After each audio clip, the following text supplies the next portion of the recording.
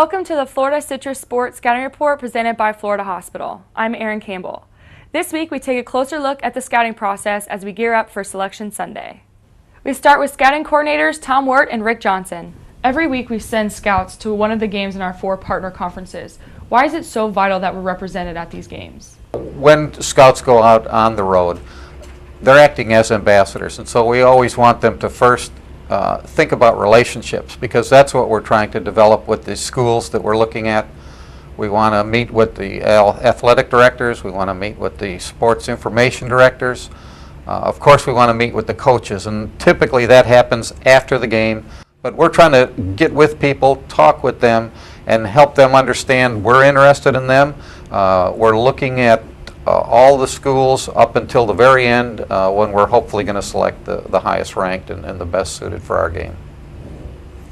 And I think I can add to that by saying that I like to go out and mingle with the fans and the alumni and kind of gauge the enthusiasm that the folks have for their team and going forward and that type of thing.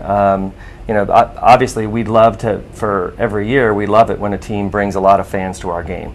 And you can usually gauge that by the success of the team, obviously, but you don't need to scout a game to see that. It's the primary thing that we're looking for is a lot of energy, a lot of enthusiasm, and just a whole lot of desire to come to Orlando for a great experience. Every week those scouts that were on the road come in to discuss their experiences at these games.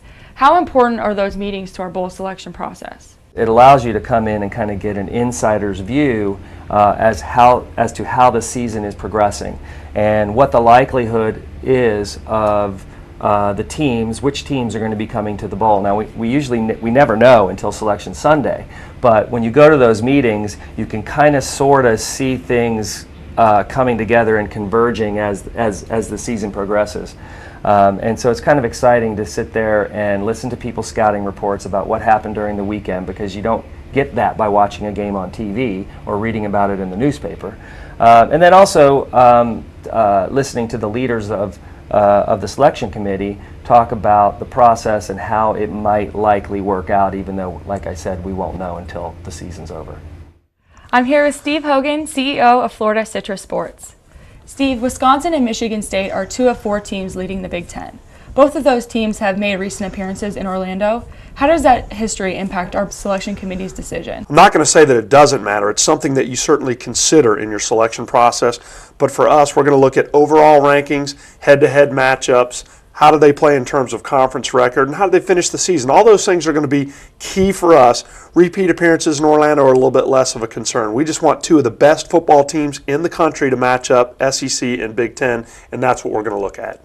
Now that we're in the second half of the season, what themes are developing during the scouting meeting? Obviously, we start to get excited about all the options that we have in the conferences because people have started to separate themselves. But, you know, we got a little bit of time to figure that out. The exciting thing to me is you start to pay a little bit of attention to the BCS rankings. What does it mean in terms of the at-large selections? We know the 6 automatic qualifiers are going to get in, but then you look at those at-large selections with so many non-automatic qualifiers in the top 5, especially right now. How does that impact the teams that are potentially going to be left for our bowl games to choose from? Obviously, that's completely out of our control, but it's fun to talk about, and that's one of those things that we're looking at, because one team is guaranteed in. Then I think you're going to look at the scenario, especially in the Rose Bowl. The Rose Bowl must host, if they lose Oregon, for example, as a championship team to the national championship game, they must replace with a non-automatic qualifier the first time it happens, which would be this year. But the wrinkle in that is going to be what happens if a non-automatic qualifier is playing for the national championship game and a second non-AQ team gets into the BCS selection process. Does that rule still apply?